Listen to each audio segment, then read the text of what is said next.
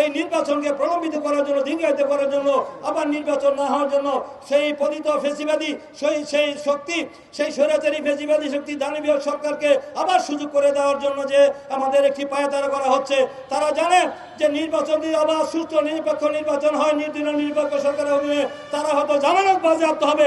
তাই তারা নির্বাচনকে প্রলম্বিত করার জন্য বিভিন্ন অজুহাত নিয়ে পিয়ারের কথা বলছেন, যে সংখ্যানুপাতিক পদ্ধতির কথা বলছেন, তারা বলছেন যে সংস্কারের কথা বলছেন। এই কথা বলে তারা দেশে একটি অস্থিতিশীল পরিস্থিতি তৈরি করার চেষ্টা করছেন।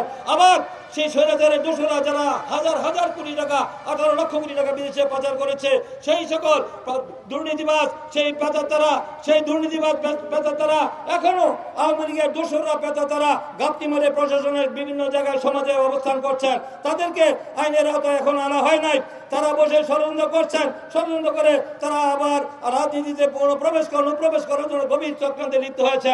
এবং আমাদের কারণে, আমাদের কোনো রাজনৈতিক ব্যক্তিদের কারণে তাদের ব্যক্তিগত স্বার্থ, দলীয় স্বার্থ, গোষ্ঠীর স্বার্থ চরিতার্থ করার জন্য যদি তাদেরকে সেই সুযোগ করে দেওয়া হয়, তাহলে সমস্ত দায়িত্ব সেই সকল সংগঠনকে নিতে হবে। এবং বাংলাদেশের মানুষ দুই একটি সংগঠনের কারণে আগামী জাতীয় সংসদ, বৃহৎ জাতির বৃহত্তর স্বার্থে, গণতন্ত্রের স্বার্থে, নির্বাচনের স্বার্থে এই দেশের জনগণ তাদেরকে ছাড় দিবে না। তাই তাদের শুভবুদ্ধিত হওয়া উচিত। তাদের অবশ্যই আগামী বছরের 2026-এর যে ফেব্রুয়ারি মাসে যে নির্বাচনের বিষয়ে আলোচনা হয়েছে, সেই দিন ঠিকই সামনে রেখে আমাদের আলোচনা করে, আমাদের জাতীয় ঐক্যমত সৃষ্টি করে আমরা আগামী দিনের নির্বাচনের দিকে ধাবিত হব।